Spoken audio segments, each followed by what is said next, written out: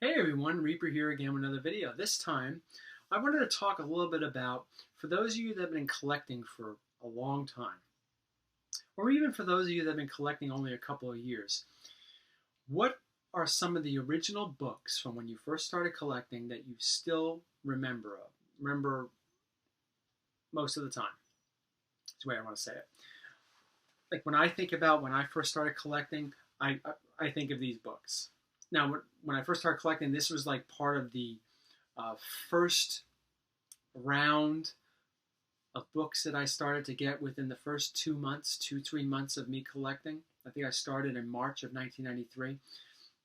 So, although I got quite a few books that I'm not going to show in this video, but from March to June, those first few months, these are the books that I think about. And that really transports me back to that time when I first started collecting with the original collection. Now, the cool thing about it is these are the same books. They're not just upgrades, except for two of them.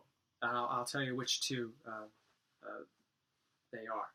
But these are the books that were with me, for the most part, except for the two, that have been with me since the days that I first started collecting, those first few months of me collecting. And it's, whenever I think about that, whenever I hold them in my hands, I'm like, wow, this thing has been with me all throughout high school, all throughout college, all throughout major changes and events in my life. They were still, I was still the owner of them. And that's pretty cool. Some of you may be like, well, I don't really think about it that much. But there are some of us like me that think about it quite often. So that's the purpose of this video. I might do a series of these, but when I first started collecting, these are the books that I think about. You know, some of the first that I got. So we'll start off with this one right here, X Factor number 5. You know, I started off with this and this, X Factor 6. We know what they both are, right? It's the first cameo and the first full appearance of Apocalypse. These are the books that I got from that guy Gilbert at the Hudson Mall that he put aside for me and my uncle brought to the house.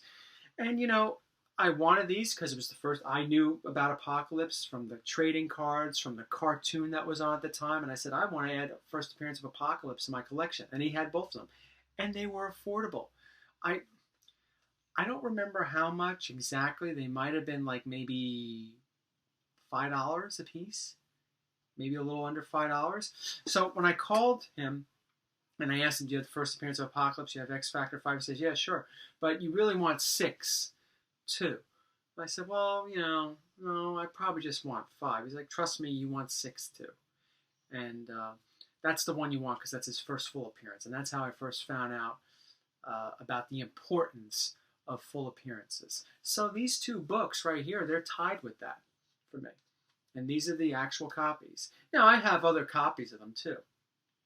I still have I have those. But these are the originals that I bought way back when, in that cold March day, 1993.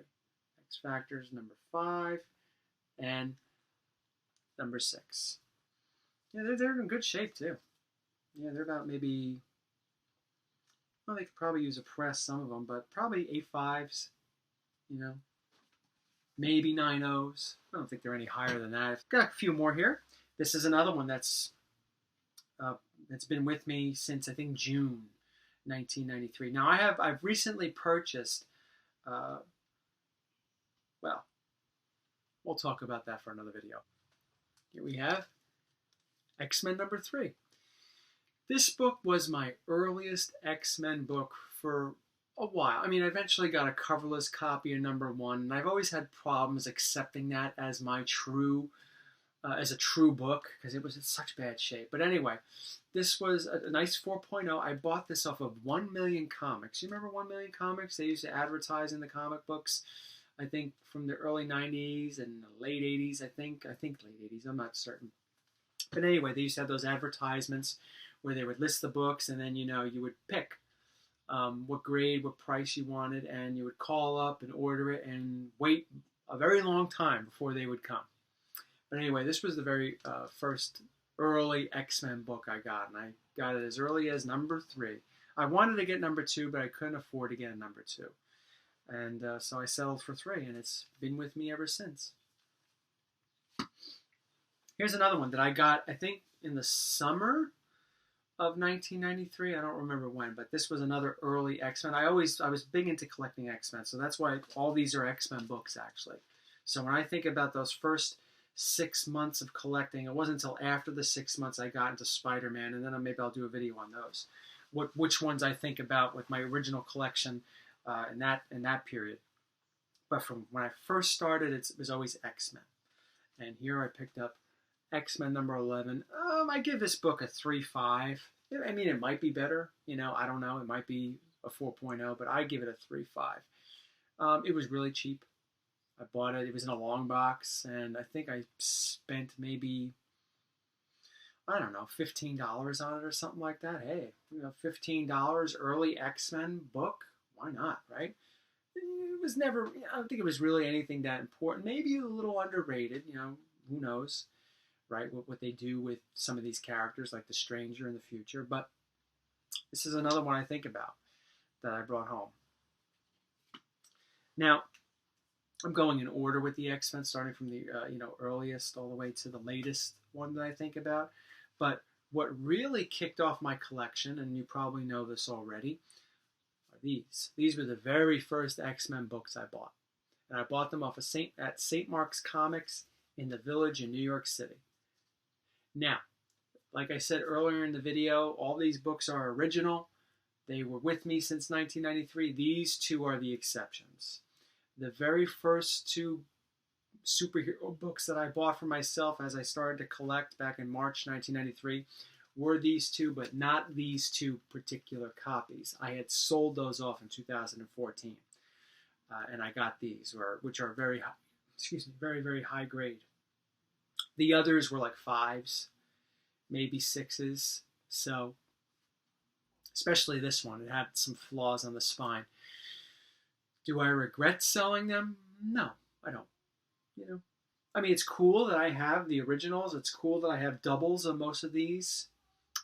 Some of them I don't. These I don't have doubles of.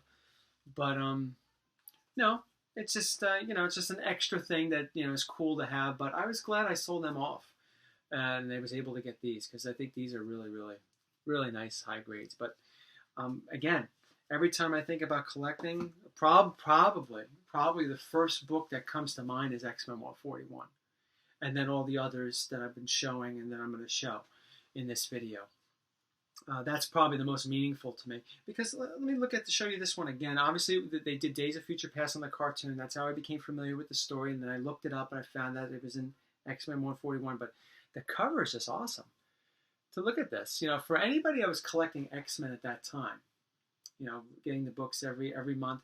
And then they see this is the next issue. And they're like, what?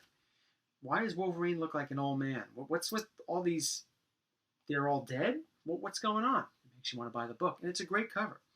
It really is. It's a fabulous, what is this, a John Byrne cover?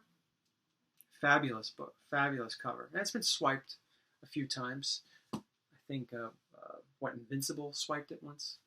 Whatever. Last 2. Again, when I was on that phone conversation, those didn't come from Gilbert. Those came, like I said, these came from St. Mark's Comics. These next 2 came from Gilbert. And when I was on the phone with him saying I wanted the first appearance of Apocalypse, he says, oh, you really want X-Men 6, X-Factor 6 too? I was like, I guess so. That's when I learned about full appearances, that they're much more valuable. This is before I started learning about Wolverine and all that. And I said, I want X-Men 221, first appearance of Mr. Sinister. He said, oh, okay. And he says, and as I was talking to him, he could tell that I was telling him I wanted the books that I saw on the back of the Marvel Masterpieces cards, which showed, yes, their first appearances, but also showed their first cover appearances. And I was telling him I want the first appearance of Mr. Sinister. He says, okay, it's 221, but do you want the 243 too? Is that the book that you're talking about? And I looked, I said, that's the one on the back of the card. I was like, oh, yeah. He says, okay, let me give you 243 as well. And he added that in the collection. That's in the. I would show that one right now, but that's in the boxes, and I'm not digging through all that stuff right now. But he also sent that with me as well. But this is another one I think about. This is the copy that he gave me. And I think, again, I paid like $5 for this book. This book hasn't been expensive for a long time. It's not just like, wow, $5. It hasn't been $5 in a while. No, I remember I bought a second copy of this, which is in one of my BCW cases. I bought a second copy of this maybe 5-6 years ago from Jay and Silent Bob's. It was the barcode one. Again, another great. It's probably like 992. I got that for like $4.50. So Mr. Sinister wasn't really that expensive for a real long time. It's just within the last few years, this book has been jumping to $30, $40, depending on the condition. And of course, you have like a slab 9.8. It's going to cost you a couple hundred. But it's only within recent years. That book, I don't think it wasn't a stealth buy. It just wasn't, really thought of that much. And the last one I think about, and this one right here was probably the most expensive individual book I bought from Gilbert. Because like I was saying, well, Mr. Sinister was like $5. The X Factor ones were like $5, maybe $3.50, $4.50, whatever they were. And there were a bunch of other books I bought that were very, very cheap. Like $2.43, the X-Men $2.43, I think was like $2. A lot of X-Men classics, they were like $2, $3 a pop.